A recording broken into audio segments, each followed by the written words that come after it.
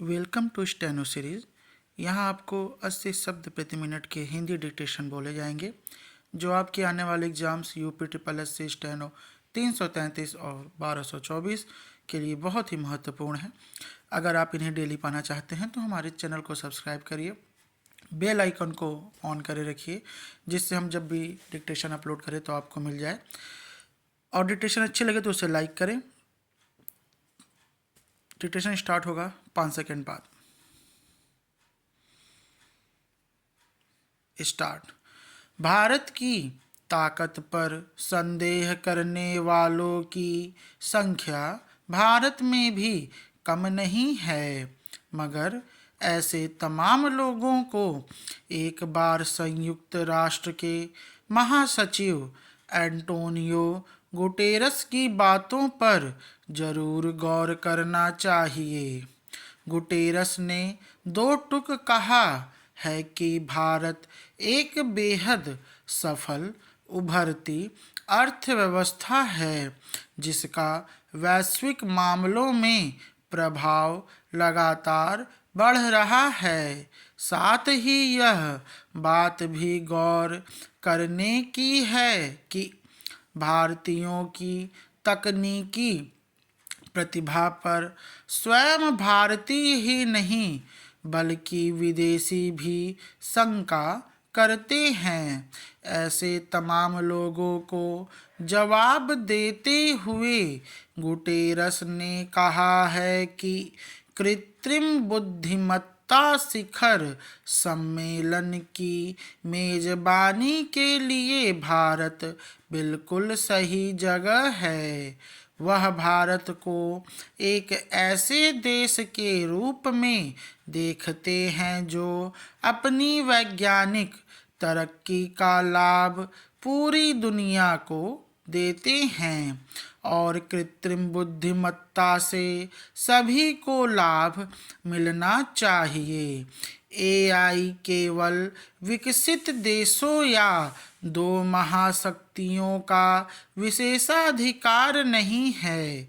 कोई दो राय नहीं कि भारत में अगर वैज्ञानिक तरक्की होगी तो उसका लाभ पूरी दुनिया को होगा। एआई के लोकतांत्रिकरण के लिए भारत का आगे रहना जरूरी है। एआई की कमान अगर महाशक्ति देशों के हाथों में रहेगी तो दुनिया ऐसे महत्वपूर्ण विकास से वंचित रह जाएगी। पैराग्राफ। गुटेरस के इस कथन पर सबका ध्यान जाना चाहिए।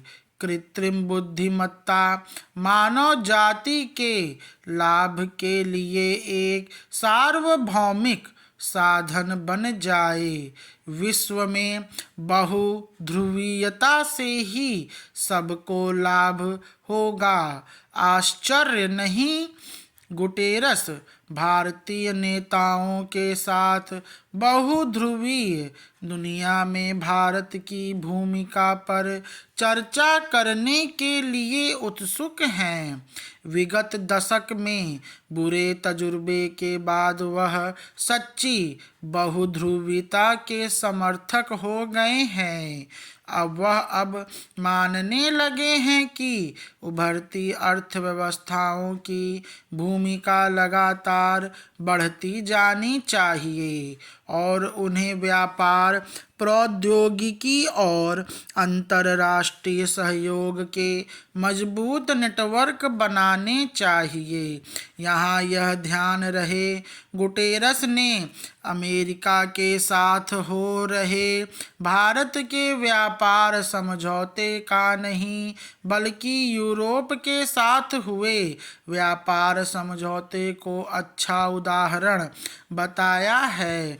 दुनिया में एक नई व्यवस्था या नए नेटवर्क की स्थापना होनी चाहिए। एक ऐसा नेटवर्क बनाना चाहिए जिसमें केवल विकसित देश ही मजबूत न रहें। दुनिया जान गई है चंद विकसित देश अगर मजबूत होंगे तो वह कभी भी बहु ध्रुवीयता को पसंद नहीं करेंगे।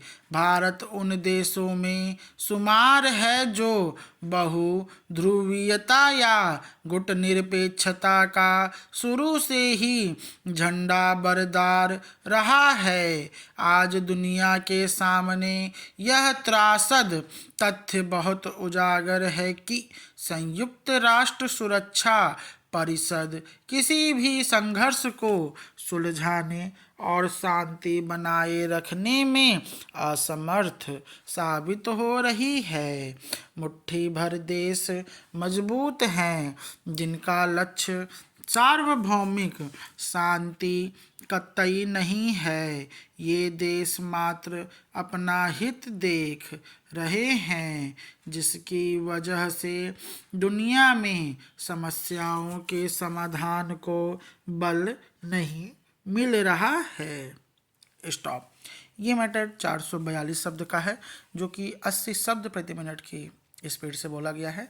आज से हम 2 मैटर सुबह और 2 मैटर शाम को जो देंगे, उनमें से एक आपको किसी की भी जीवनी हो सकती है या पेपर में दिए जाने वाले कुछ आध्यात्मिक डिक्टेशन, जो कभी कभी आपको एग्ज़ाम में आपके देखने को मिल सकते हैं।